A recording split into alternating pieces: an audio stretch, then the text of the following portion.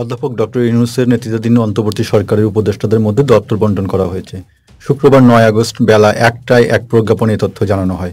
অধ্যাপক আসিফ নজরুল দায়িত্ব পেয়েছেন আইন ও বিচার, সালাউদ্দিন অর্থ ও পরিকল্পনা, আদিল রহমান শিল্প মন্ত্রণালয়, আসিফ মাহমুদ সজীব ভুঁইয়া যুব ক্রীড়া মন্ত্রণালয়, হাসান আরিফ স্থানীয় সরকার পল্লী উন্নয়ন ও সমবায় মন্ত্রণালয়, তৌহিদ হোসেন পররাষ্ট্র মন্ত্রণালয়, নূরজাহান বেগম স্বাস্থ্য ও পরিবার কল্যাণ মন্ত্রণালয়, ব্রিগেডিয়ার সাখাওয়াত হোসেন স্বরাষ্ট্র মন্ত্রণালয় এবং সৈয়দা রিজওয়ানা হাসান বন ও পরিবেশ মন্ত্রণালয়ের দায়িত্ব পেয়েছেন।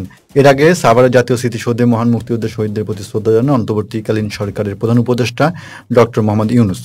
শুক্রবার বেলা ৯টা ৫৫ মিনিটের দিকে জাতীয় স্মৃতিসৌধের বেদিতে পুষ্পস্তবক অর্পণ করেন তিনি। এ সময় তার সঙ্গে অন্য উপদেষ্টাও ছিলেন।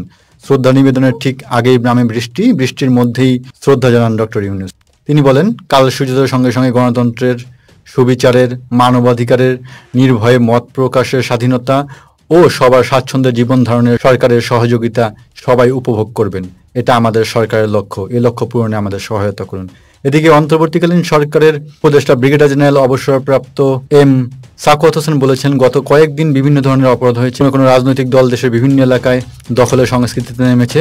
দেশে গত কয়েকদিন যেসব অপরাধ হয়েছে তাদের আইনের আওতায় আনা হবে। বৃহস্পতিবার ৮ আগস্ট রাতে বঙ্গভবনে দরবার হলে অন্তর্বর্তীকালীন সরকারের উপদেষ্টা হিসাবে শপথ নেন brigadier general M Sakhawat Hossain.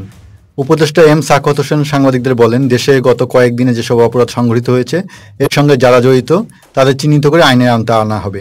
কোনো ছাড় দেওয়া হবে না। সরকার এখন স্থিতিশীল পরিবেশ আনার বিষয়কে অগ্রাধিকার দিয়ে কাজ করবে।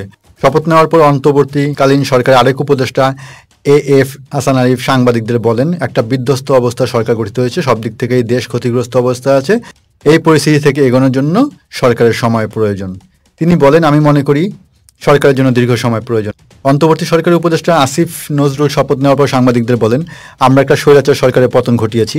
আইনগতভাবে যারা দোষী তাদের বিচার করতে হবে। সবাইকে আমি একটা কথা সবসময় বলি, যে অপশক্তির বিরুদ্ধে আমরা লড়াই করেছি আমরা যেন সেই শক্তির মতো হয়ে না যাই। তাহলে ছাত্র জনতা যে অভাবনীয় একটা সুযোগ আমাদের জন্য নিয়ে এসেছে, দ্বিতীয় মুক্তিযুদ্ধ সম্পন্ন করেছে, সেটার অর্জন ও মাহাত্ম্য ম্লান হয়ে যাবে। এটা সবাইকে মনে রাখতে হবে।